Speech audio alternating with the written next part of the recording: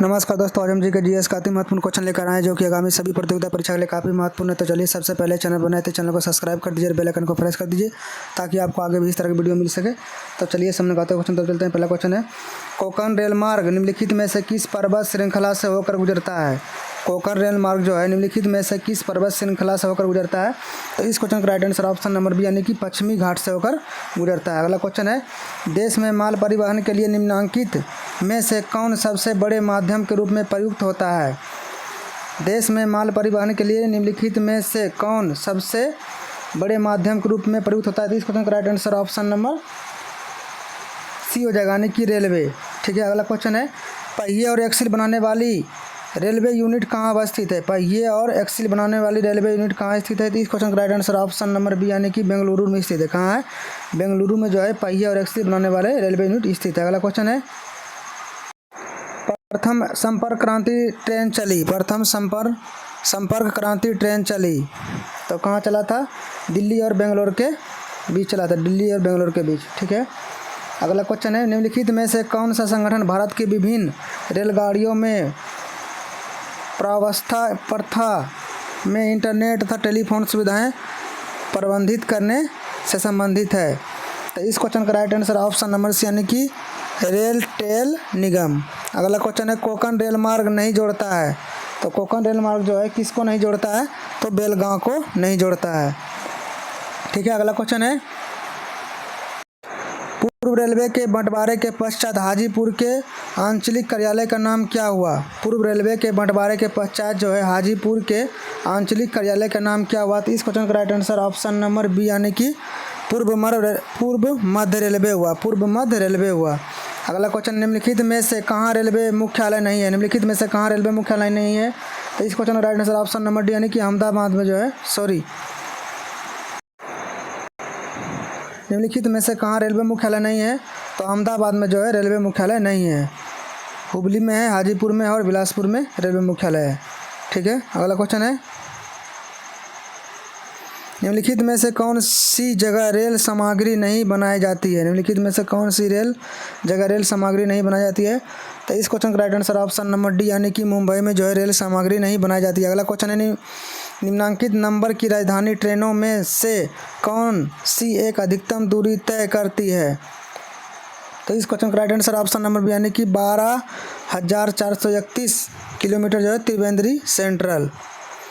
निम्नांकित नंबर की राजधानी ट्रेनों में से कौन सी एक अधिकतम दूरी तय करती है? तो इस क्वेश्चन का right answer option number B यानी कि 12,431 त्रिवेंद्रम सेंट्रल। अगला क्वेश्चन है, अब तक काम में आने वाला विश्व का सबसे पुराना भाप इंजन कौन सा है? अब तक काम में आने वाला विश्व का सबसे पुराना भाप इंजन कौन सा है? तो इस क्वेश्चन का राइट आंसर ऑप्शन नंबर यानी कि फेरी क्वीन। कौन सा है? फेरी क्वीन। अगला क्वेश्चन है, भारत में वायु परिवहन का विकास कब प्रारंभ हुआ? भारत में जो है वायु परिवहन का विकास जो है कब प्रारंभ हुआ? तो इस क्वेश्चन का राइट आंसर ऑप्शन नंबर है यानी कि 1911 ईस्वी में प्रारंभ हुआ। अगला क्वेश्चन है, भारत की प्रथम अंतर्राष्ट्रीय वायु सेवा प्रारंभ की गई थी। भारत की प्रथम अंतर्राष्ट्रीय वायु सेवा प्रारंभ की गई थी तो कब किया गया था? तो ऑप्शन नंबर यानी कि कराची एवं मुंबई के मध्य बीच किया गया था। कराची एवं मुंबई के बीच किया गया था। अगला क्वेश्चन है, विश्व की सर्वप्रथम हवाई डाक सेवा का प्रारंभ कब हुआ? विश्व की सर्वप्रथम हवाई डाक सेवा का प्रारंभ कब हुआ? तो इस क्वेश्चन का right answer option number A यानी कि 1911 ईस्वी में। कब हुआ था? 1911 ईस्वी में विश्व की प्रथम हवाई डाक सेवा का प्रारंभ हुआ था। अगला क्वेश्चन है, विश्व की प्रथम हवाई डाक सेवा की शुरुआत हुई। विश्व की प्रथम हवाई डाक सेवा की शुरुआत हुई कब हुई? तो 66 का यानी कि इलाहाबाद एवं नैनी के बीच हुआ था। इलाहाबाद एवं नैनी के मध्य। भारत के अंतर्राष्ट्रीय विमान सेवा है। भारत के अंतर्राष्ट्रीय विमान सेवा है। तो इस क्वेश्चन का right answer option number C यानी कि एलायंस एयर 67 का यानी कि एयर इंडिया। क्या है? Air India. क्या दोस्तों? तो एयर इंडिया। भारत के अंतर्राष्ट्रीय विमान सेवा कौन है? तो एयर इंडिया है। अगला क्वेश्चन है, इंडियन एयरलाइंस का मुख्यालय कहाँ स्थित है? इंडियन एयरलाइंस का मुख्यालय कहाँ स्थित है? तो इस क्वेश्चन का right answer option number B यानी कि दिल्ली में स्थित है। कहाँ है? दिल्ली में स्थित है इंडियन एयरलाइंस का मुख्यालय। अगला क्वेश्चन है, एयर इंडिया का मुख्यालय कहाँ स्थित है? एयर इंडिया का मुख्यालय जो है कहाँ स्थित है? तो मुंबई में है। कहाँ है? मुंबई में एयर इंडिया का मुख्यालय स्थित है। ठीक है। अगला क्वेश्चन है, एलायंस एयर निम्नलिखित में से किसके पूर्ण स्वामित्व वाली कंपनी है? एलायंस एयर जो है निम्नलिखित में से किसके पूर्ण स्वामित्व वाली कंपनी है? तो इस क्वेश्चन का right answer option number A यानी कि इंडियन एयरलाइंस है। कौन है? इंडियन एयरलाइंस है। अगला क्वेश्चन है, निजी क्षेत्र में देश का पहला अंतर्राष्ट्रीय हवाई अड्डा कहाँ निर्माणाधीन है? निजी क्षेत्र में देश का पहला अंतर्राष्ट्रीय हवाई अड्डा जो है कहाँ निर्माणाधीन है? तो इस क्वेश्चन का right answer option number A यानी कि कोच्चि में है। कहाँ? कोच्चि में है। ठीक है, अगला क्वेश्चन है, निम्नलिखित में से कौन सा हवाई अड्डा जो है समूह भारत के अंतर्राष्ट्रीय हवाई अड्डा के सही नामों को प्रकट करता है? तो इस क्वेश्चन का right answer option number B यानी कि मुंबई, कोलकाता, दिल्ली, चेन्नई। मुंबई, कोलकाता, दिल्ली और चेन्नई। अगला क्वेश्चन है, नेताजी सुभाष चंद्र बोस अंतर्राष्ट्रीय हवाई अड्डा कहाँ है? नेताजी सुभाष चंद्र बोस अंतर्राष्ट्रीय हवाई अड्डा कहाँ है? तो कोलकाता में। कहाँ है? कोलकाता में। अगला क्वेश्चन है, भारत में कितने जलमार्ग राष्ट्रीय जलमार्ग के रूप में अधिसूचित किए जा चुके हैं? भारत में कितने जलमार्ग जो है राष्ट्रीय जलमार्ग के रूप में अधिसूचित किए जा चुके हैं? तो इस क्वेश्चन का right answer option number C यानी कि 4। कितने? 4। ठीक है, अगला क्वेश्चन है, भारत में अंतस्थलीय जलमार्ग की लंबाई कितनी है? भारत में अंतस्थलीय जलमार्ग की लंबाई कितनी है? तो इस क्वेश्चन का राइट आंसर ऑप्शन नंबर है यानी कि 14,500 किलोमीटर है। कितना है? 14,500 किलोमीटर। भारत का सबसे लंबा राष्ट्रीय जलमार्ग कौन है? भारत का सबसे लंबा राष्ट्रीय जलमार्ग कौन है? तो इस क्वेश्चन का राइट आंसर ऑप्शन नंबर यानी कि राष्ट्रीय जलमार्ग संख्या 1। राष्ट्रीय जलमार्ग संख्या 1 जो है भारत का सबसे लंबा राष्ट्रीय जलमार्ग है। अगला क्वेश्चन है, राष्ट्रीय जलमार्ग संख्या 1 जोड़ता है। राष्ट्रीय जलमार्ग संख्या 1 जो है जोड़ता है तो किसको जोड़ता है? इलाहाबाद एवं हल्दिया को जोड़ता है। किसको? इलाहाबाद एवं हल्दिया को जोड़ता है। ठीक है, अगला क्वेश्चन है,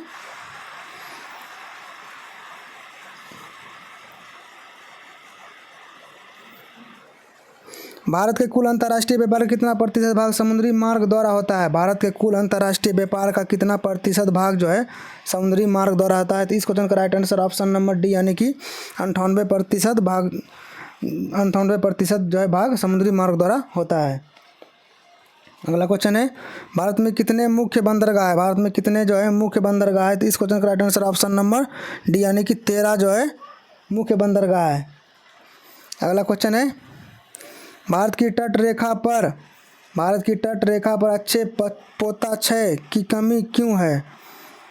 भारत की तट रेखा पर अच्छे पोताश्रय की कमी क्यों है? तो इस क्वेश्चन का right answer option number B यानी कि तट रेखा प्रायः सीधी एवं और सपाट। तट रेखा प्रायः सीधी और सपाट। अगला क्वेश्चन, निम्नलिखित में से कौन सा बंदरगाह पश्चिमी घाट पर स्थित नहीं है? निम्नलिखित में से कौन सा बंदरगाह जो है पश्चिमी घाट पर स्थित नहीं है? तो इस क्वेश्चन का right answer option number D यानी कि एन्नौर बंदरगाह जो है पश्चिमी घाट पर स्थित नहीं है। अगला क्वेश्चन है, निम्नलिखित में से कौन सा बंदरगाह पूर्वी तट पर स्थित नहीं है? निम्नलिखित में से कौन सा बंदरगाह जो है पूर्वी तट पर स्थित नहीं है? तो इस क्वेश्चन का right answer option number B यानी कि नाभा सेवा जो है पूर्वी तट पर स्थित नहीं है। नाभा सेवा बंदरगाह जो है पूर्वी तट पर स्थित नहीं है। किस बंदरगाह को भारत का प्रवेश द्वार कहा जाता है? किस बंदरगाह को जो है भारत का प्रवेश द्वार कहा जाता है? तो इस क्वेश्चन का राइट आंसर ऑप्शन नंबर यानी कि मुंबई बंदरगाह को भारत का प्रवेश द्वार कहा जाता है। ठीक है, अगला क्वेश्चन है, भारत का सबसे बड़ा बंदरगाह कौन सा है? भारत का सबसे बड़ा बंदरगाह कौन सा है?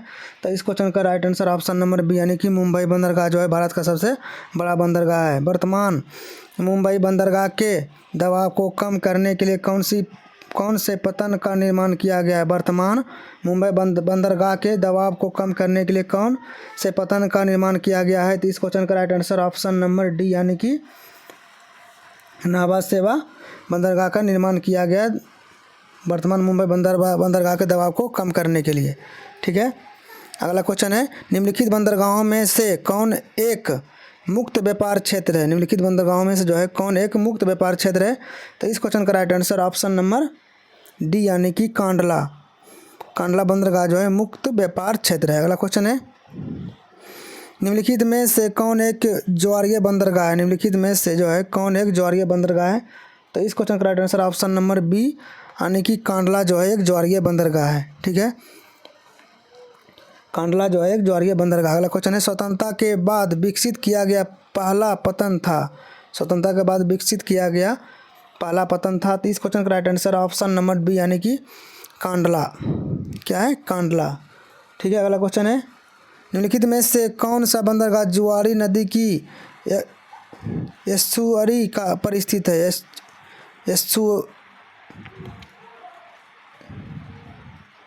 एस्चुअरी पर स्थित है। तो इस क्वेश्चन का right answer option number B यानी कि मारमागांव। अगला क्वेश्चन है मारमागांव पत्तन स्थित है। मारमागांव पत्तन जो है स्थित है तो कहाँ है? गोवा में। कहाँ है? गोवा में मारमागांव पत्तन स्थित है। ठीक है, अगला क्वेश्चन है भारत के निम्नलिखित बंदरगाहों में से कौन एक ओडिशा तट पर अवस्थित है? भारत के निम्नलिखित बंदरगाहों में से कौन सा एक ओडिशा तट पर अवस्थित है? तो इस क्वेश्चन का राइट आंसर ऑप्शन नंबर यानी कि 92 नंबर क्वेश्चन का दोस्तों आंसर क्या होगा? भारत के निम्नलिखित बंदरगाहों में कौन सा एक ओडिशा तट पर अवस्थित है? तो इस क्वेश्चन का right answer option number C यानी कि पारादीप। कौन सा? पारादीप। ठीक है, अगला क्वेश्चन है पारादीप बंदरगाह किस राज्य में स्थित है? पारादीप बंदरगाह जो है किस राज्य में स्थित है? तो इस क्वेश्चन का right answer option number B यानी कि ओडिशा में जो है पारादीप बंदरगाह स्थित है। कहाँ है? ओडिशा में पारादीप बंदरगाह स्थित है। कहाँ है? ओडिशा में।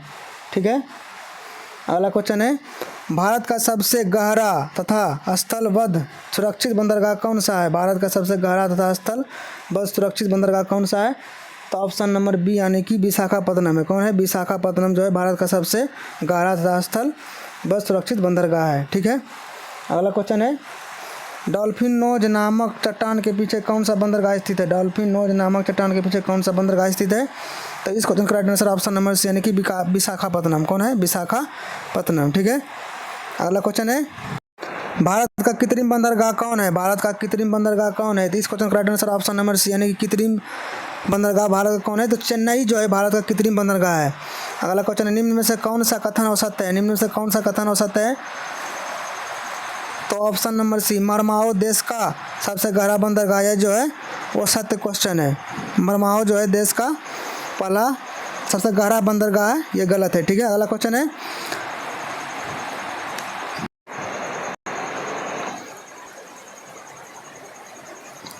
कौन सा बंदरगाह भारतीय सामुदायिक व्यापार का पूर्वी द्वार कहलाता है? कौन सा बंदरगाह भारतीय समुद्री व्यापार का पूर्वी द्वार कहलाता है? तो इस क्वेश्चन का right answer option number A यानी कि कोलकाता हल्दिया। कौन सा? कोलकाता हल्दिया जो है बंदरगाह भारत का सामुद्रिक व्यापार का पूर्वी द्वार कहलाता है। नाभा सेवा बंदरगाह परियोजना कहाँ स्थित है? नाभा सेवा परियोजना बंदरगाह कहाँ स्थित है? इस क्वेश्चन का right answer option number B यानी कि मुंबई में जो है नाभा सेवा परियोजना बंदरगाह स्थित है। भारत के पारादीप एवं कांडला पत्तन निम्न तट पर स्थित है। भारत के पारादीप एवं कांडला पत्तन निम्न तट पर स्थित है। कहाँ है? तो इस क्वेश्चन का right answer option number B यानी कि क्रमशः पूर्वी एवं पश्चिमी तट पर स्थित है। क्रमशः पूर्वी एवं पश्चिमी तट पर अवस्थित है। अगला क्वेश्चन है भारत के पूर्वी तट में सर्वश्रेष्ठ प्राकृतिक बंदरगाह है। भारत के पूर्वी तट में सर्वश्रेष्ठ प्राकृतिक बंदरगाह कौन है?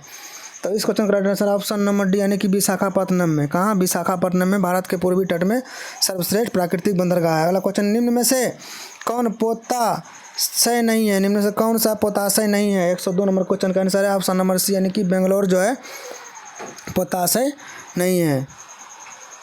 अगला क्वेश्चन है कोलकाता किस प्रकार का बंदरगाह है? कोलकाता जो है किस प्रकार का बंदरगाह है? तो कोलकाता जो है नदीय बंदरगाह है। कोलकाता जो है कैसा बंदरगाह है? तो नदीय बंदरगाह है। ठीक है, अगला क्वेश्चन है सेतु समुद्रम शिप कनाल प्रोजेक्ट से चेन्नई और तूतीकुरन के बीच कितनी समुद्री मील दूरी कम होने की संभावना है? तो इस क्वेश्चन का right answer option number B यानी कि 434। सेतु समुद्रम शिप कनाल प्रोजेक्ट से चेन्नई और तूतीकुरन के बीच कितनी समुद्री मील दूरी कम करने की संभावना है? तो इस क्वेश्चन का right answer option number B यानी कि 434। गंगा नदी के निम्न में से किस भाग को राष्ट्रीय जलमार्ग घोषित किया गया है? गंगा नदी के निम्न में से किस भाग को राष्ट्रीय जलमार्ग घोषित किया गया है? तो इस क्वेश्चन का राइट आंसर ऑप्शन नंबर यानी कि इलाहाबाद से हल्दिया तक। इलाहाबाद से हल्दिया तक। इलाहाबाद से हल्दिया तक। अगला क्वेश्चन है निम्नलिखित में से देश का सबसे लंबा आंतरिक जलमार्ग कौन सा है? निम्नलिखित में से देश का सबसे लंबा आंतरिक जलमार्ग कौन सा है? तो इस क्वेश्चन का right answer option number D यानी कि इलाहाबाद हल्दिया। इलाहाबाद हल्दिया। देश का सबसे लंबा आंतरिक जलमार्ग कौन सा है? इलाहाबाद हल्दिया। ठीक है, अगला क्वेश्चन है जवाहरलाल नेहरू बंदरगाह कहाँ पर स्थित है? जवाहरलाल नेहरू बंदरगाह जो है कहाँ पर स्थित है? तो मुंबई में जवाहरलाल नेहरू बंदरगाह स्थित है। अगला क्वेश्चन है, भारत के निम्नलिखित राज्यों में से रेल सेवा से वंचित है। भारत के निम्नलिखित राज्यों में से रेल सेवा से कौन वंचित है? तो इस क्वेश्चन का right answer option number B यानी कि सिक्किम जो है भारत में रेल सेवा से वंचित है। अगला क्वेश्चन है, यदि किसी पोत को चेन्नई से कोच्चि जाना हो तो उसे पाक जलडमरू मध्य को पार करते हुए जाने के बजाय श्रीलंका का चक्कर लगाकर जाना पड़ता है, क्यों? तो इस क्वेश्चन का right answer option number B यानी कि यह काफ़ी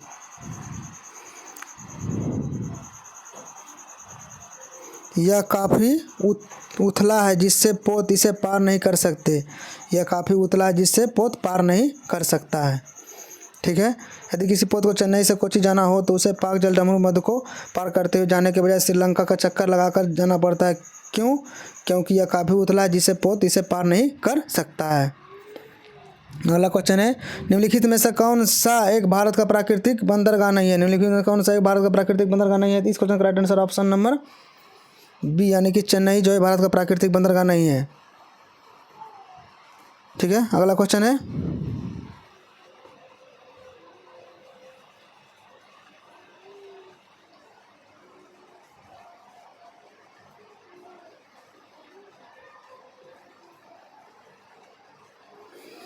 सेतु समुद्रम परियोजना किन्हें जोड़ती है? वे हैं सेतु समुद्रम परियोजना जो है किन्हें जोड़ती है? वे है ऑप्शन नंबर डी यानी कि मन्नार की खाड़ी और पाक की खाड़ी को।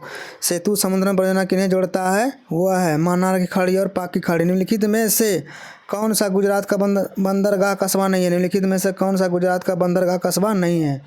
तो इस क्वेश्चन का right answer option number A यानी कि जामनगर। कौन? जामनगर।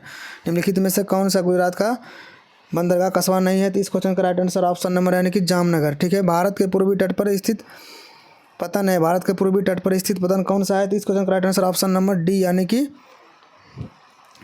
पारादीप और हल्दिया। कौन? पारादीप और हल्दिया।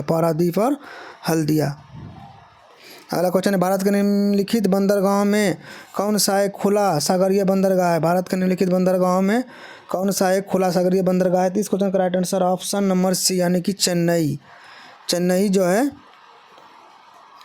भारत के बंदरगाहों में कौन सा खुला सागरीय बंदरगाह है? चेन्नई। भारत में अंतःस्थलीय जलमार्ग के लिए प्रयोग की जाने वाली नदी कौन सी है?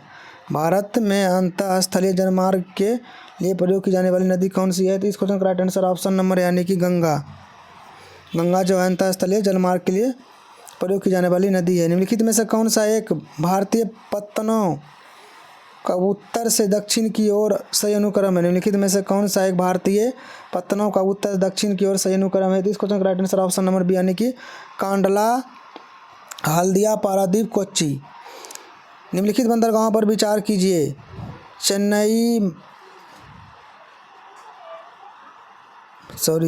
यमुना एक्सप्रेसवे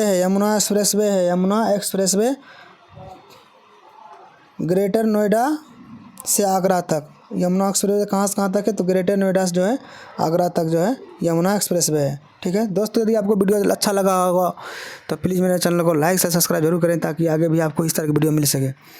तो प्लीज़ दोस्तों वीडियो को लाइक करें और शेयर करें। धन्यवाद।